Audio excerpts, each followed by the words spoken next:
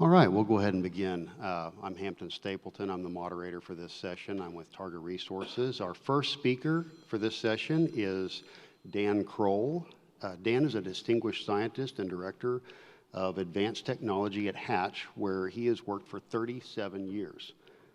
He is an expert in advanced technology in water industries and has been the lead researcher on method development projects for the physical, chemical, and microbiological quality of water, in which he holds several patents. Very impressive. He's also the author of the book, Securing Our Water Supplies, Protecting a Vulnerable Resource. He has also authored over 100 chapters and papers. He served on the Federal Technical Advisory Committee for revision of the total, I'm probably going to say this, coliform. Thank you, Dan. Coliform rule, and is a member of the World Federation of Scientists permanent monitoring panels for interplanetary emergencies dealing with pollution and mitigation of terrorist acts. Now you can see why I was reading this off my phone. Very impressive. Without further ado, here's Dan. All right, thank you, everybody. Glad you could all come here this morning to hear me talk. For those not familiar with HAWC, we do a lot of analytical equipment production and development in the water space. This is a little bit of a different product for us.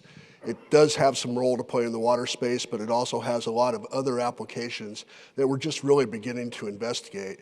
And today I'm going to talk about the use of time-domain NMR for the control of sodium in foods and beverages. So in foods and beverages, it's very important to control the sodium levels, both for regulatory things and for health aspects, because people want to control their sodium intake. And usually they use ICP or titration, or sometimes ion selective electrodes to do this measurement. And it takes a lot of time and effort to do these methods. There's a lot of sample preparation involved. And also when you're doing things like chloride titration, you're not actually measuring the sodium, you're measuring the chloride and just extrapolating from that to get the sodium measurement. But it doesn't pick up things like monosodium glutamate or sodium citrate or sodium benzoate or a lot of other sodium sources that are in food. So you get artificially low number when you use that method. And also in low sodium applications where they use things like potassium chloride instead of sodium chloride to take the place, then you get an artificially high number because it's got more chloride that isn't there because of the sodium. And also fatty and fried sticks, they're a matrix that it's really hard to measure things in. But they have to measure it due to regulatory concerns, like I said. So time domain NMR, for those not familiar with the concept, the core idea here is atoms are really tiny magnets. They're nuclear centers. They actually act like magnets, and they have a spin that they're always under. But they're not perfectly still. They wobble a bit at a specific frequency. So what we do is we have a magnet, and we get all these spins to line up in one place, and then you poke them with a radio wave pulse, and after the pulse, the magnets start to relax back to their original state. And as they do, they give off faint radio signals, which we're able to detect with an antenna and extrapolate data from.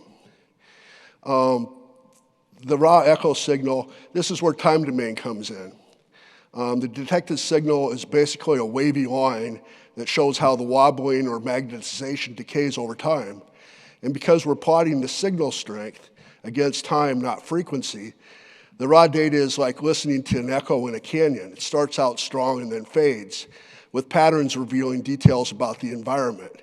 The relaxation times can tell how fast the signals die out, tell about the molecules' movements, thickness, viscosity, or interactions. And free induction decay is the fancy name for the time-based signal. It's the core data in the time domain, and that can give us things like concentration of various elements. So the upper picture there is kind of just a graphic representation of this with the atoms all spinning, and then you line them up in the magnet, and then over time they relax back to where they were. And there are a large number of different elements that can be detected with this method. Some have stronger signals than others. It depends on what their original spins are like. Also the frequency of those isotopes of those atoms that do have spin. And that kind of tells you how much you're able to detect. So what can be detected with NMR? Like I said, there's a whole list. A lot of the NMR that you typically see out in industry is looking at those hydrogen atoms and doing things like profiling of organics. And they're using a pretty powerful magnet. We use a slightly less powerful magnet, and we're actually looking at the other elements. We don't look so much at the hydrogen and stuff. We're looking at things like sodium, lithium, fluoride, those sort of things. And it's not a particularly sensitive technique when you're using a less powerful magnet. But for a lot of industrial uses, like in the food applications and stuff, you're not looking for parts per billion sodium. You're looking for parts per million, sometimes even high parts per million, and in things like brines, even percentages. So the nuclear magnetic resonance instrument that we have, it can detect a lot of different elements, like I said. And NMR has always been very expensive because the production of those magnets, to get a really fine-tuned, consistent magnetic field, you have to use very expensive magnets. And we've actually partnered with a company called NanoNord out of Denmark in the development of this instrument, and they've found a way to take really inexpensive planar magnets, orient them in a like an octagon type shape, so it's not a round magnet, and that's actually very difficult to do. It's hard to get magnets all stuck together without them flying back apart. So they've got a pretty fancy apparatus for getting those to go together like that.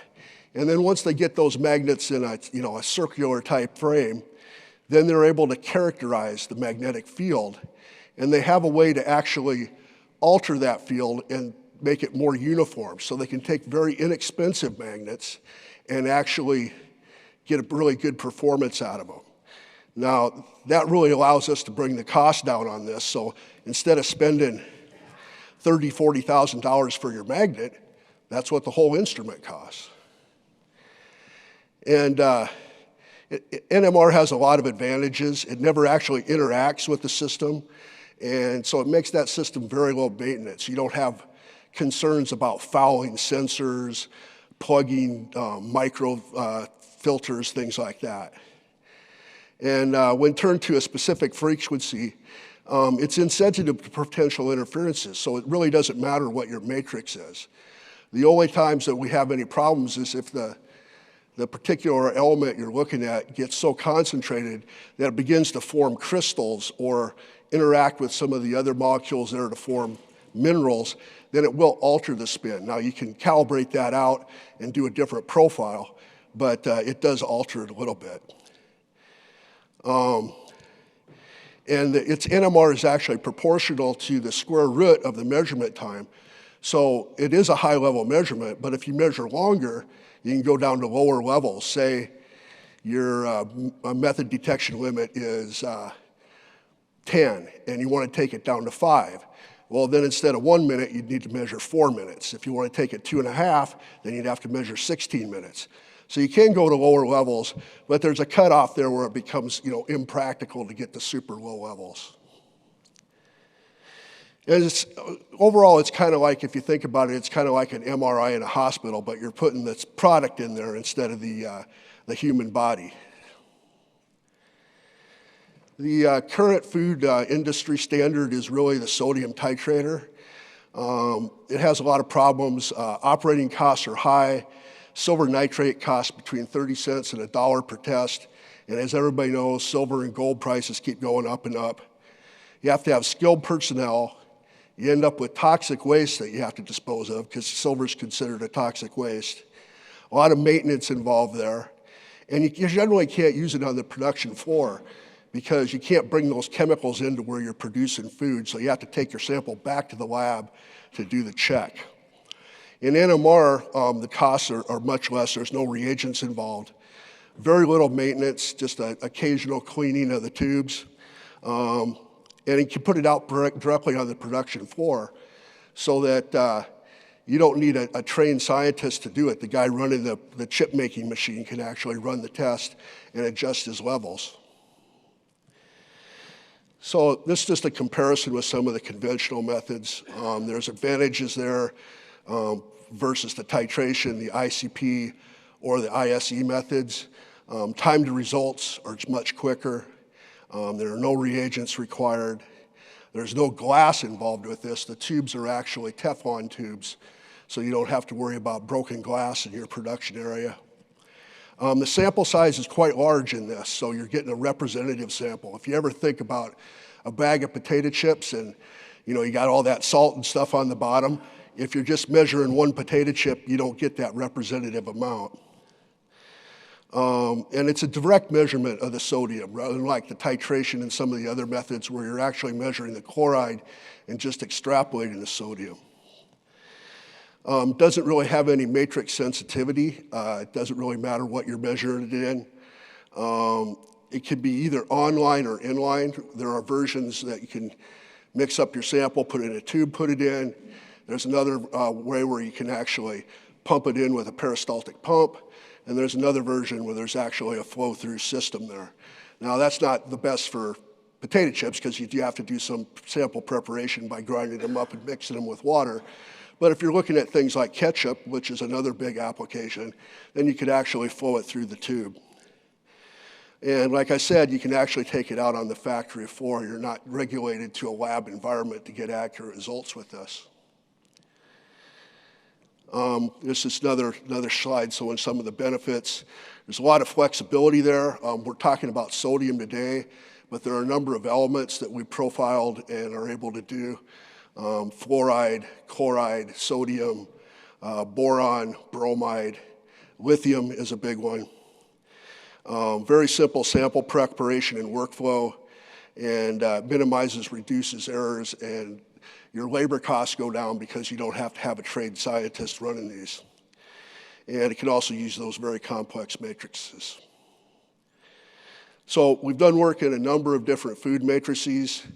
Low sodium and sodium-free foods are a big application because, like I said, with the current methods, they don't get an accurate result because they're artificially measuring those other chloride sources.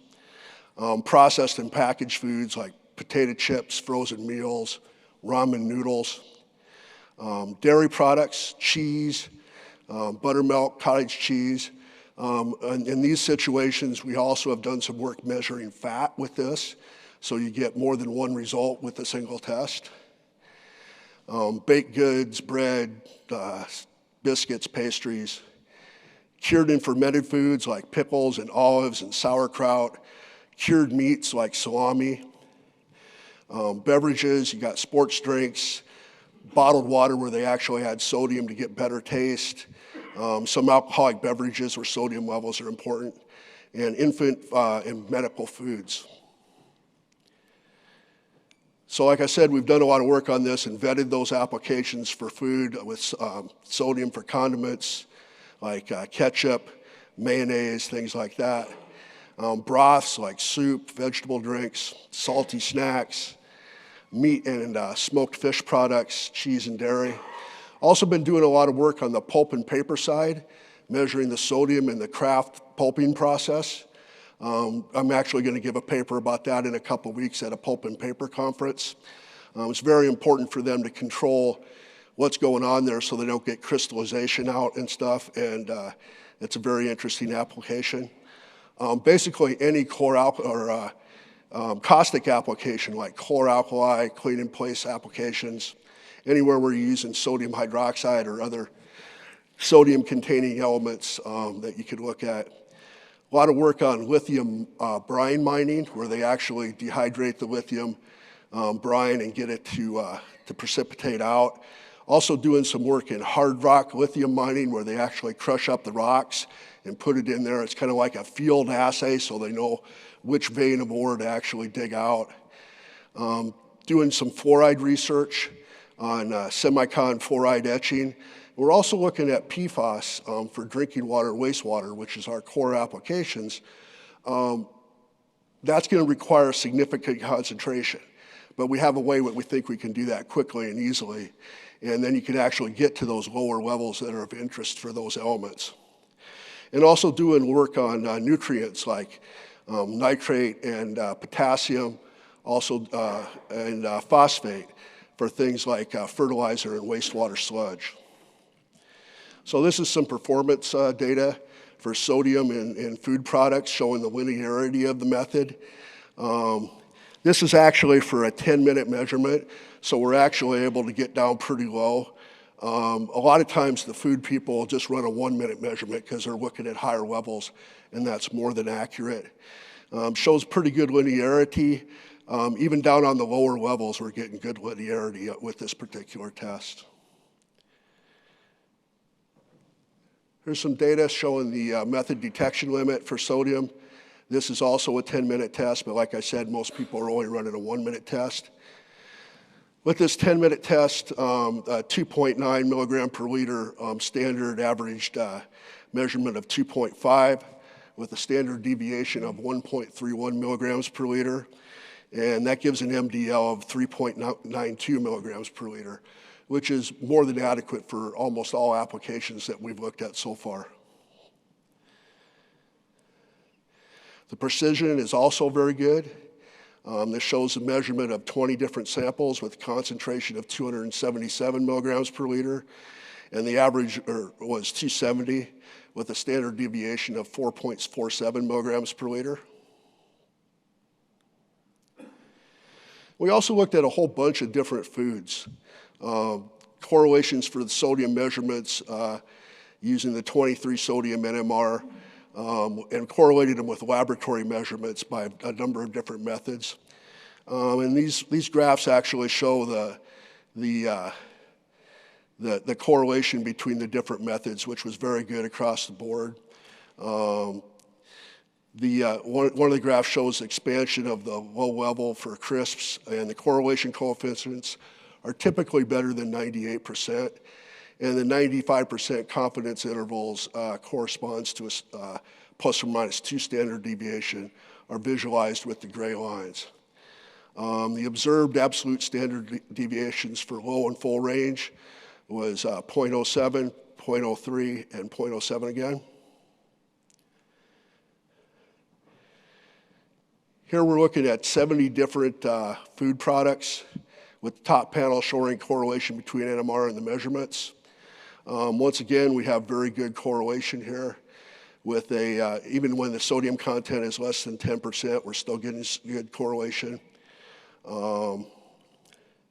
Standard deviation specified less than 30 milligrams per liter, and that corresponds to 0.003% by weight. A lot of these foods have higher percentage by weight than that. And we also did some measurements of chloride in these same sorts of foods. Now, chloride isn't as good of a measurement as sodium is for these applications. First of all, because they don't really care about chloride, they really care about sodium. But also, chloride doesn't have as good a spin to measure as sodium does. So it has a little more variability and a little bit higher level of detection than the sodium does. But a lot of people like to measure chloride along with the sodium, at least for a while, until they get used to this method and trust it that they're actually getting a number, because right now they're measuring chloride and that's just what they're used to. But there are probably other applications where chloride are important, where this may become an important measurement in and of itself. We've also done some work with fat, a lot of it done in cheese and other products like that. Butter is an important one. And here we're using the hydrogen NMR and external laboratory measurements of fat and dry food products with the coloring reflects the different kinds of food products. And the correlation coefficient here is also very good, once again at 0.98. And the observed absolute standard deviation of all the samples, weight by weight, weight over weight, is 3.6. So, in conclusions, measurement capabilities and performance expectations. Analyte sodium is measured directly and can be reported as percent per gram or per serving. There are programs for all of that. Product ID, you can link this up to an RFID reader so that somebody out on the floor doesn't have to enter all the data. They can just scan the package and the right program will come up for them. Typically at the levels that we're interested in food, the measurements are a minute or two. Accuracy and precision, it's been demonstrated industrial, acceptable accuracy, and it benchmarks well against the other methods currently in use. So as far as business is concerned, they don't have to send things to the lab as often, so they get faster corrective results. You can adjust the amount of that orange stuff that they put on Doritos. And lower per sample cost because there's no reagents, a lot less labor, especially for routine QC. Lower seasoning costs, if you think about it, in a typical bag of potato chips, the biggest cost is not the bag, it's not the potatoes, it's the seasoning they put on there, the barbecue seasoning, the sour cream and onion and stuff. So they want to get just the right amount on there. They want it to taste good, but they don't want to use too much. So if they're able to adjust that on the fly, then they don't waste as much seasoning. And improved label confidence, reduced regulatory risk and consumer complaints. Now, I mostly talked about food today, but there are a lot of other applications for this that I think are out there. Now, we don't know everything out there in the different industries where this may be useful. We're doing what we can research-wise to investigate different applications. But if anybody has any ideas for applications in your industry, we definitely have a group of people working as a team to look at new applications to see where we can place this instrument where it would do some good out in industry.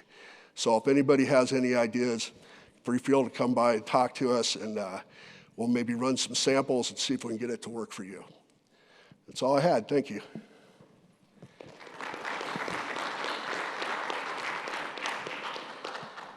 Any questions? With that, questions for Dan on this topic? I'm curious about one. Yeah. Are there other components that are in food that might affect the measurement of the sodium, like it might offset it or cause it to look higher or lower? No, the only thing we've seen is for some reason in peanuts, really high protein peanuts, it seems to do some binding to the chloride that changes the spin a little bit, but that's easily calibrated out. You know, if you tell you, we can write a program for peanuts and then it'll work. Interesting. What about the state of the sample? Like, do liquids analyze better than solids? It's important to have a homogeneous sample because you want everything in that magnet's range to be all the same. So you don't want to have any air bubbles in there or anything if you can help it.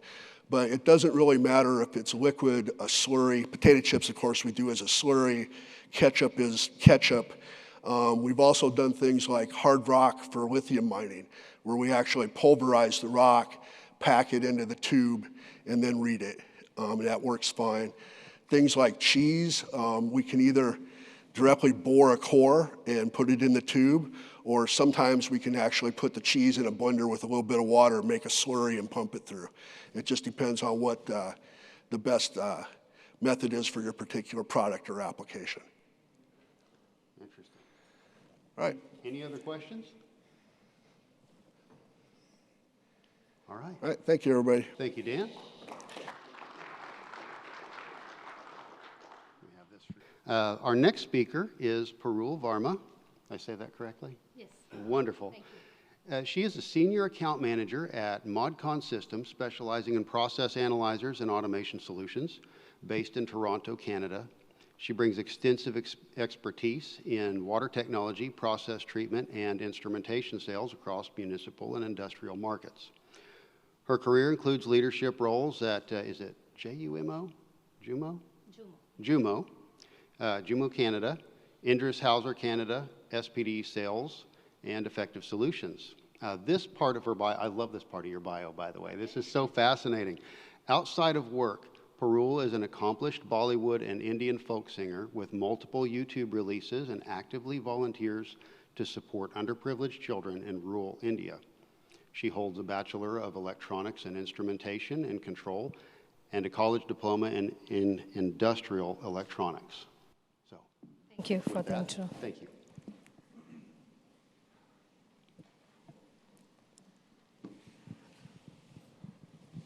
Good morning, everyone. So today, I will be speaking about how online crude oil analysis combined with AI-driven optimization can help refineries improve their feedstock management and maximize profitability. We all talk about the profits and optimizations. So let's talk about that. So refineries today operate in an environment of increasing crude variability, tighter margin, and higher operational risks. The question is, how can we move from reactive operations to predictive? And that's what I will be focusing today. Unlike most manufacturing industries, refineries operate with highly variable raw materials. Every crude oil shipment is different. Even within the same crude grade, properties such as density, sulfur, salt, acidity can change significantly. And this variability makes refinery operation far more complex. I need to change.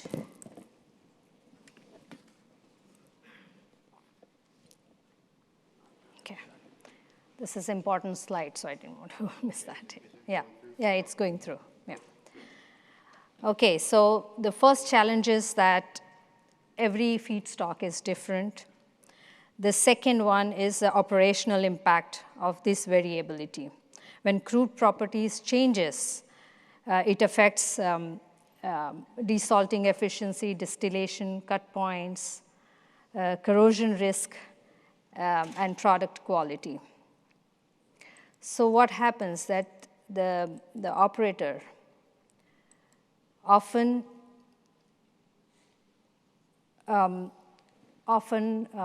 very careful and conservative approach they use. And because of that, the output is affected. This is why real-time crude characterization becomes critical. So continuous measurements allow refineries to respond immediately to feedstock changes, stabilize operations, and optimize performance. So let me ask, how many of you deal with crude variability on a daily basis? I know we have people from Petrobras, so they do go through these challenges, right? So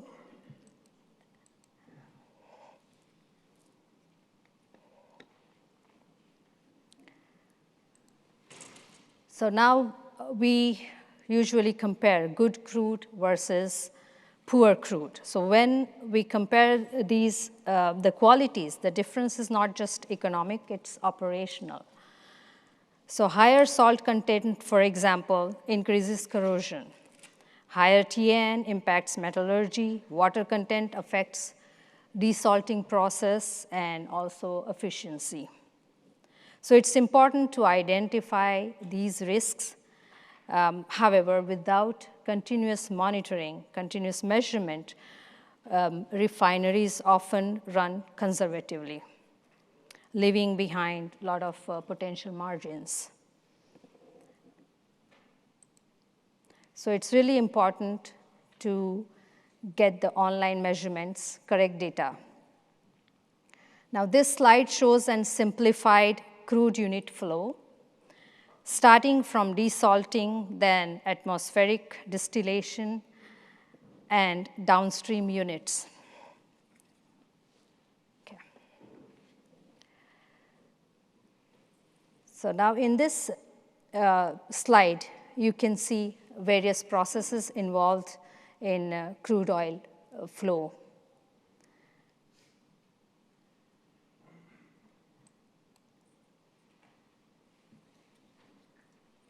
So core objectives of CDU optimization. Now, crude distillation unit is not just a separation process. It is the largest real-time profit lever in the refinery. It is the primary economic driver because every downstream unit, whether it is hydrotreats, reformers, crackers, depend on how well the CDU splits crude into the right fractions. The main goal of CDU optimization includes stabilizing the operation, improving yield of variable distillates, reducing energy consumption, and minimizing corrosion risk.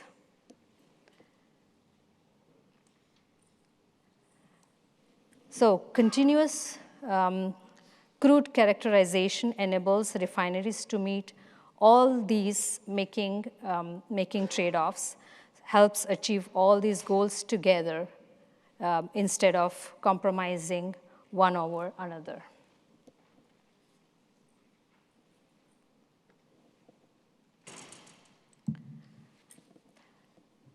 Now, crude oil contains contaminants such as salt, water, and acids. Now, these contaminants affect equipment reliability and maintenance cost. For example, salt leads to fouling and corrosion. Water reduces separation efficiency. So monitoring these parameters continuously is very critical.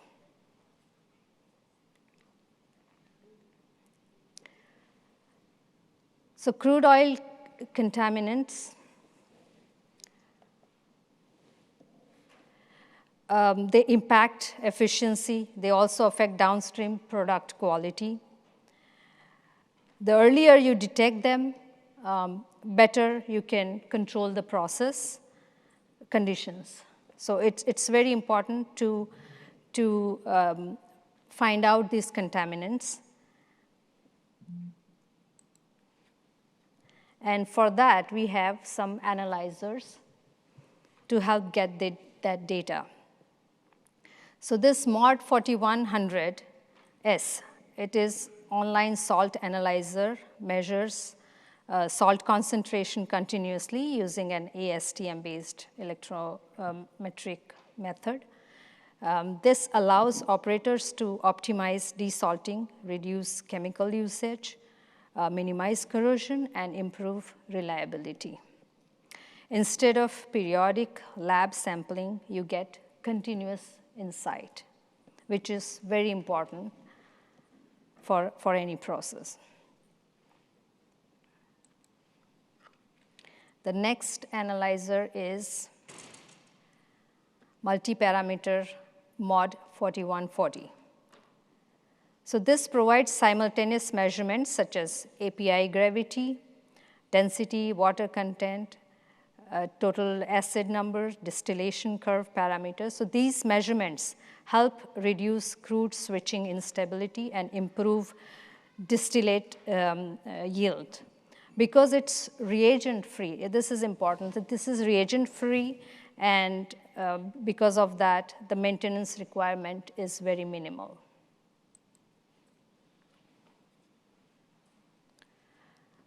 Another analyzer, so we are talking about 3 analyzers. First one was a salt in crude analyzer, and the other one is this one, 4100 is all-in-one crude oil analyzer. You can see all these parameters that you can measure using this analyzer. So basically 4100 integrates multiple measurements into one system. So it provides real-time monitoring, correlates with ASTM methods, and connects easily with any of your existing DCS or any process control systems.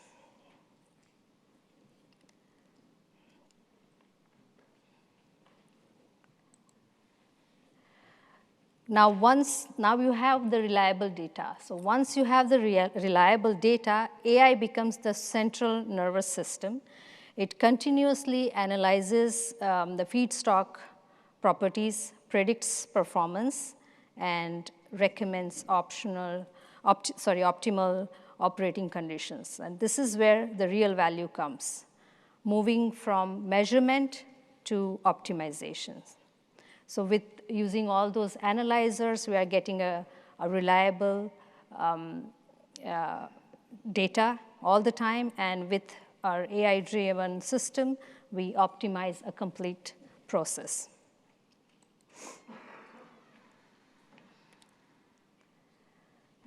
So here is one example, a real example of oil refinery in Europe, where we did a complete implementation in refinery. So feedstock properties, process constraints, and economic targets are fed into the AI system, AI model, and the results included energy savings, production increase, and measurable financial impacts. So you can see the example here where we are saving almost 5% energy, and production increase by 2%, financial impact 5,800 per hour. So you can imagine in a year, it's almost $50 million per year is your profitability. So the result indicates how important the complete optimization is.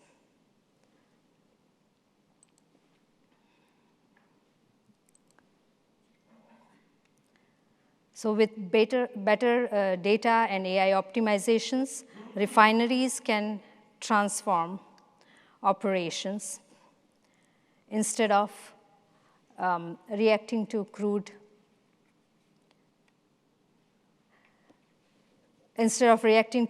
changes, they anticipate them. So this improves margin, increased throughput, and reduces operational risk. So the important reminder of this presentation is that continuous online monitoring is no longer a luxury. It is essential for modern refineries to remain competitive.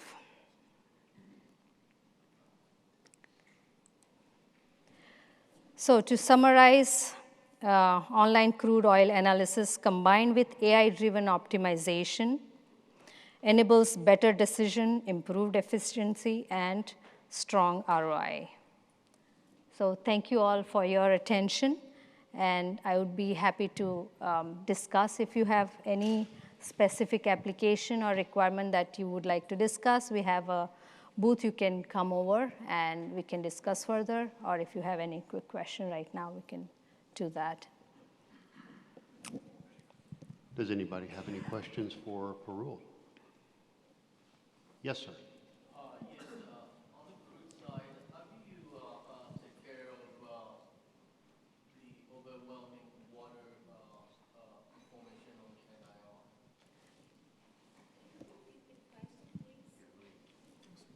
Sorry.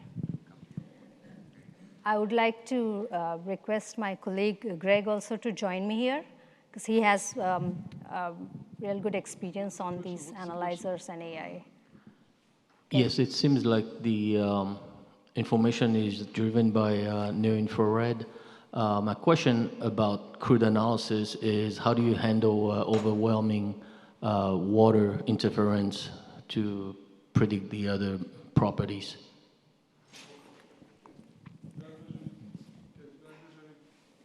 First of all, we are measuring BSW directly, okay? And when we are talking about salt and crude oil, we definitely have to take into account water contents, absolutely, because it's affects total conductivity of the solution. What we do, we use special static mixers. We separate the water to a certain degree, because without water it doesn't exist. We take a proper measurement. So we keep the water, like say, between 0.2 to 4%, 2%. And in this case, measurement will be very stable and accurate, okay? Absolutely correct. We not completely remove the water. We keep the water in a certain range to make sure there's no emulsion. Basically, it's everything homogeneously mixed. Without completely water, measurement doesn't exist, unfortunately.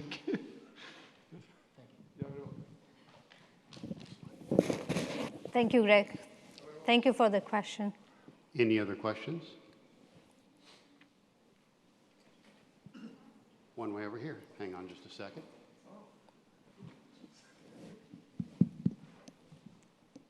Hi. Thank you for your presentation.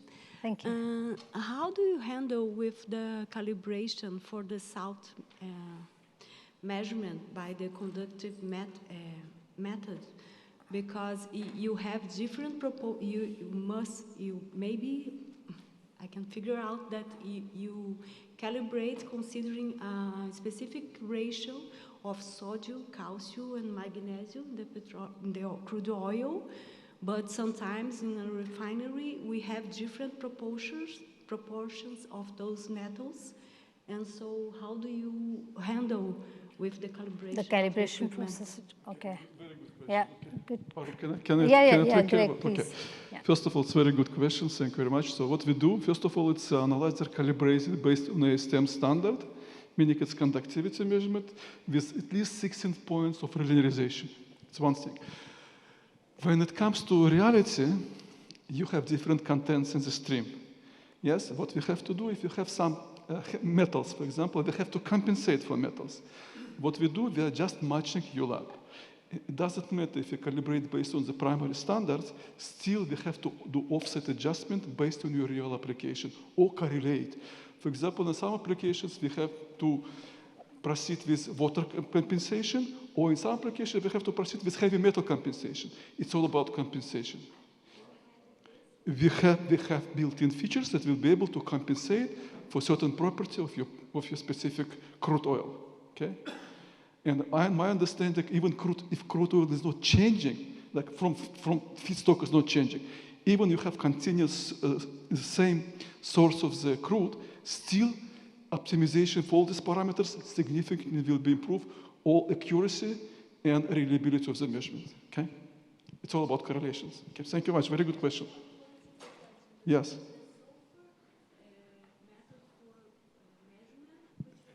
For sulfur, you have to do direct measurement, okay? Direct measurement, ASTM based. But it's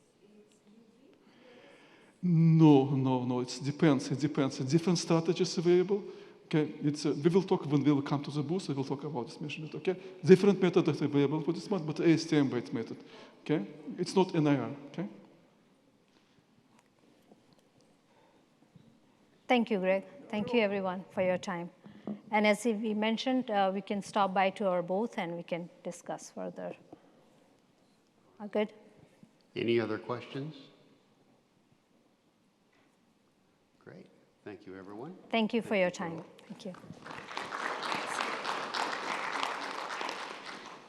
Okay, our next speaker is Craig, is it Kamatech? Kamayotech. Ah, yeah, Kamayotech. He is with Metrum USA. Craig is the product manager for process analytics at Metrum USA in Riverview, Florida. He holds a Bachelor in Science in Chemistry from Purdue University. Previously, he served as a research chemist at Lonza, specializing in pre-formulation activities for new drug compounds. Craig has been with Metrum USA for over 10 years, holding positions of application specialist, product specialist, and product marketing manager. Go ahead. All right. Thanks, everyone. I know I'm the last presentation, and I'm between you and lunch, so thank you for attending. So starting out, $1 million. That's how much a refinery leaves on the table for every single degree they run their overhead system hotter than they need to. Now multiply that by 20 degrees. That's the story I'm going to tell today. We'll walk through the chemistry behind one of refining's most persistent and expensive problems and show you what happens when you stop taking a conservative approach and start measuring in real time. So today, we'll start with the crude overhead system and why it matters. Then we'll get into the chemistry driving the corrosion problem, because if you understand that, everything else makes sense. From there, we'll cover how the ammonia, iron, chloride, and pH monitoring works and what makes it reliable enough for automated process control. Then we'll look at a real installation at a large West Coast refinery, and we'll close with the economics. By the end, you'll understand why the question for refineries is not whether to implement real-time overhead crude monitoring, but when. So a crude distillation unit, like the last presentation talked about, is one of the most important areas of a refinery, and this is where gasoline, diesel, jet fuel, naphtha all get separated out. And The crude unit overhead system sits at the top of the column where the lightest fractions exit and the vapor exit as vapor and then condense. And this is exactly where the corrosion problem lives.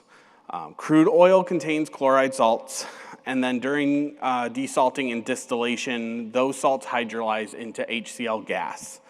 That HCl gas rises in the overhead system. To combat this, refineries inject ammonia-based neutralizers to control the pH, but the problem then is that ammonia and hydrogen chloride do not simply neutralize each other, but they start to form ammonium chloride salts. The salt then deposits onto the surface and it will pull moisture. Once it's wet and it starts to pull moisture, it creates localized pockets of hydrochloric acid, and that drives corrosion rates, which can exceed 200 mils per year on carbon steel. And this is not slow degradation, this is rapid destruction of the crude overhead and everything else downstream. So a single event could cost $15 to $30 million and take the unit offline for weeks. So they want to prevent this, and that's where online monitoring comes in. So the chemistry at hand, it's ammonia plus HCl forms ammonium chloride.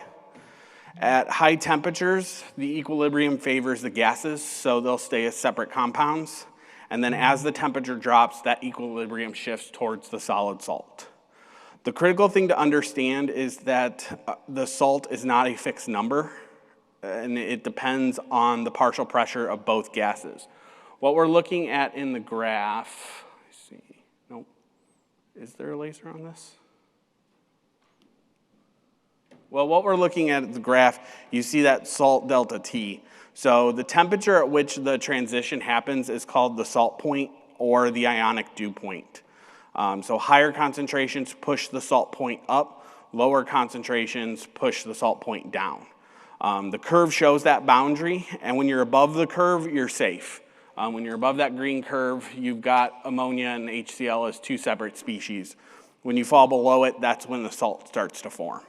So that vertical distance between the operating temperature and that curve is their safety margin. This is what they typically run at, and we call that the salt delta T. So if you know exactly where the curve is at any moment, you can run the crude overhead system as safely as possible. The problem is that it's always moving. How do they calculate what temperature they should be running at, and if they're running at a temperature too high or too low?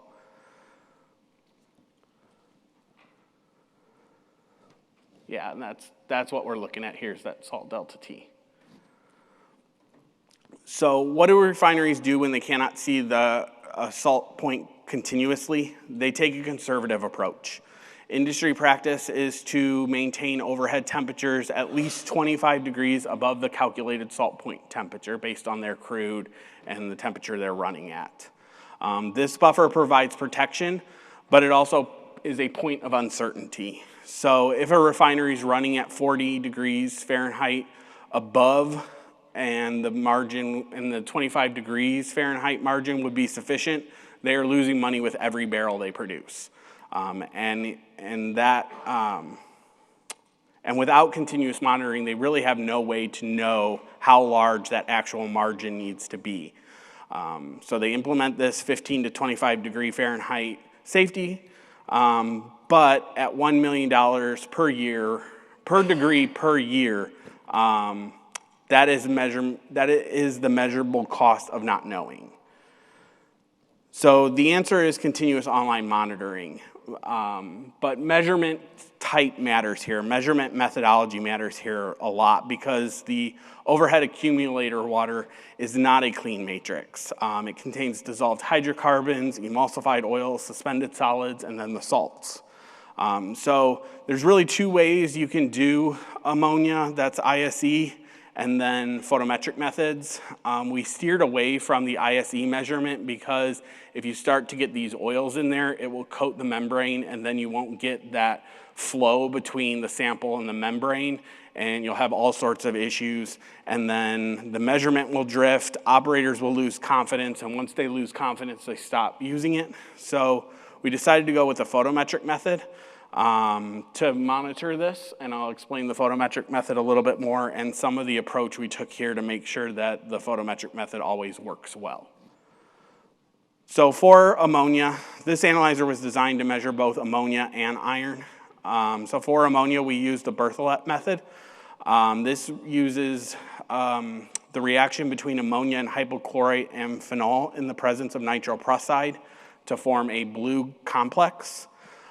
This is then measured at 610 nanometers, and it is directly proportional. The color intensity is directly proportional to the ammonia concentration. So we can measure here from tens to several thousands of ppms with dilution. So this covers the entire range of what would be seen in the overhead water. For the iron, we use the TPTZ method, and this iron reacts with the TPTZ as ferrous iron, and then it forms a blue-purple complex, which we measure at 590 nanometers. The reason we're measuring iron is because in the overhead water, as corrosion does occur, iron will come from the upstream piping and equipment. So rising iron means metal is being lost everywhere in the system, somewhere in the system. This makes ammonia the leading indicator and iron the lagging indicator. And together you get a warning system and a report card.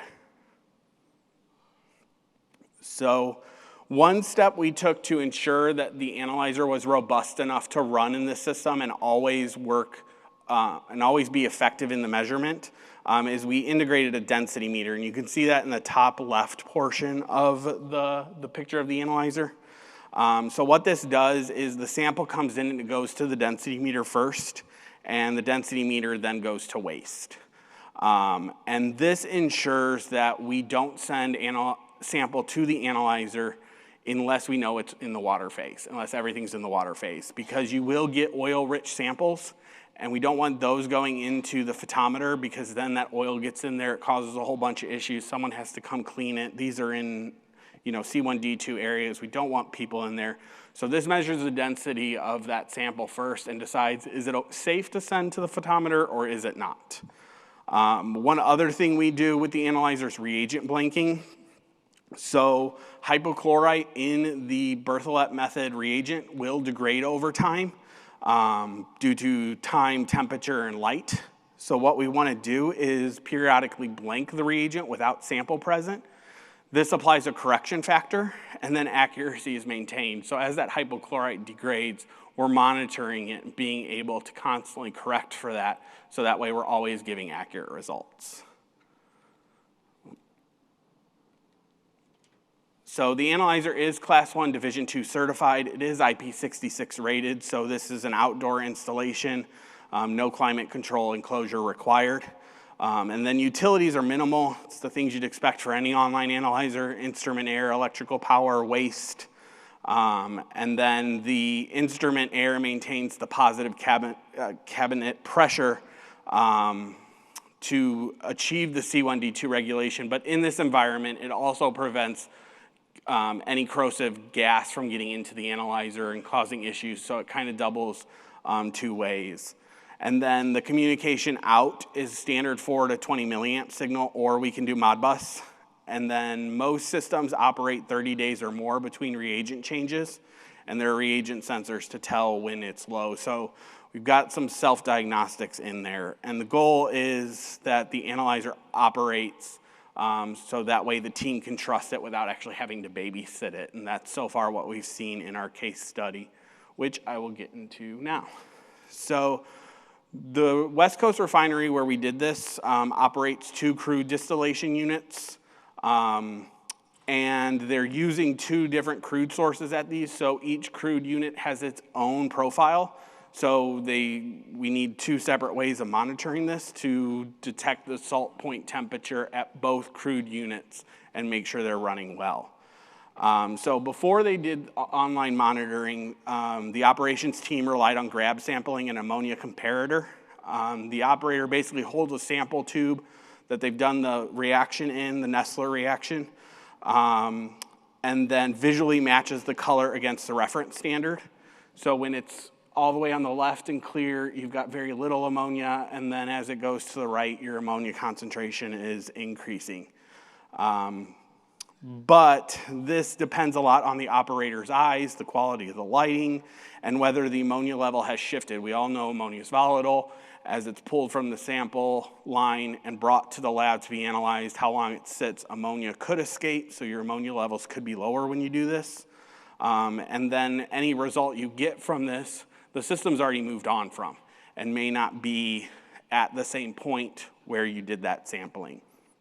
So in this refinery, they used our 2045 TI X-Proof analyzer on both crude units and got the continuous monitoring, sent the results to the DCS. And the goal that they had positioned for was not just better data, but it was to use the data to operate differently. So we'll look at the calibration real quick. We did calibrate these systems before they were sent to the site, and then they were recalibrated on site, but the calibration curve stayed the same when it went on site. And we did some testing. The R-squared are good.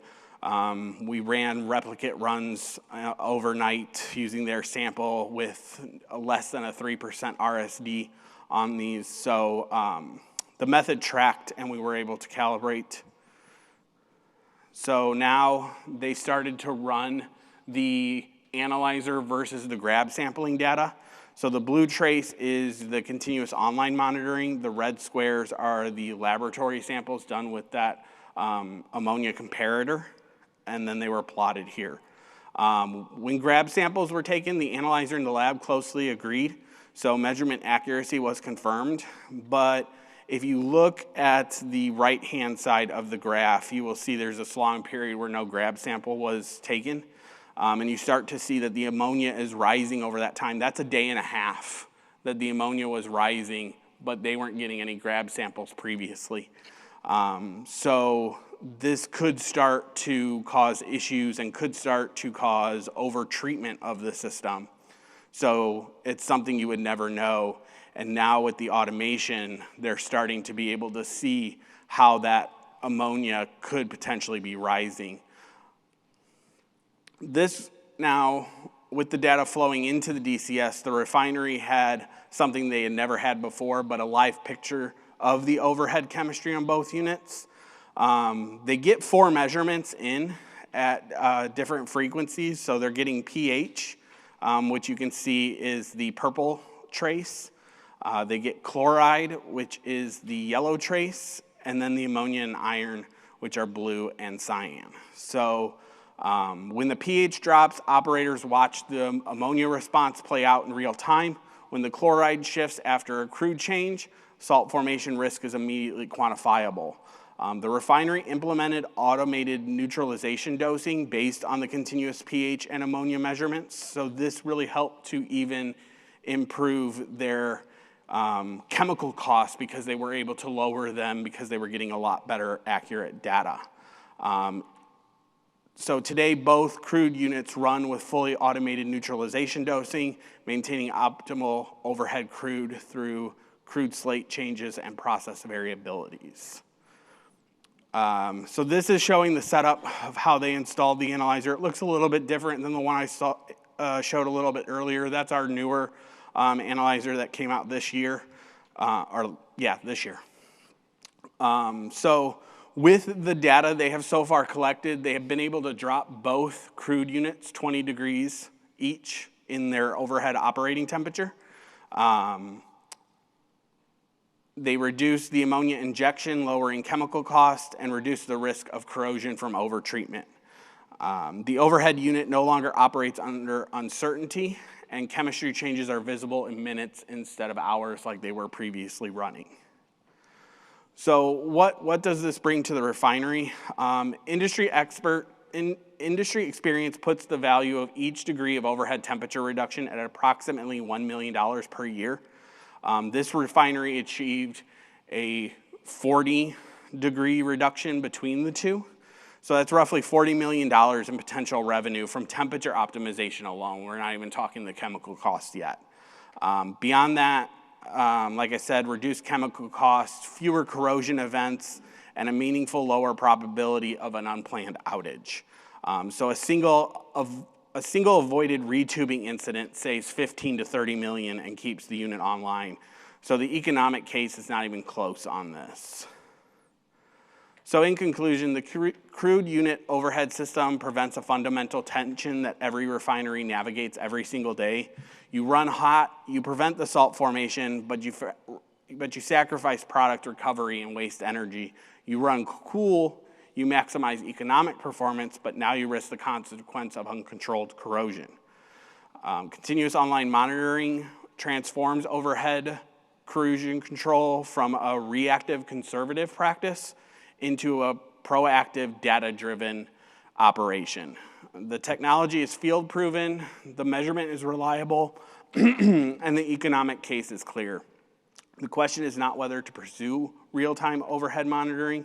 The question is how many millions of dollars you want to leave on the table while you wait to implement this. So thank you. We are happy to take any questions now. And then if you want to go deeper on the technology, the integration, or you want to see what this would look like at your facility, we're at booth 522, so please come and visit us. All right. Does anybody have any questions? Oh, right here, of course. Thank you. I beg your pardon. I didn't see what method does Metron says about chloride in overhead water? We weren't measuring the chloride. That was another measurement device that they were using for the chloride. But do you have? But we can measure chlorides, yes. What method? We use photometric method for the chloride as well. Excuse me? A photometric method? Photometric method? Yeah. Okay, thank you. Oh, no. No, for chloride, we'd use a titration.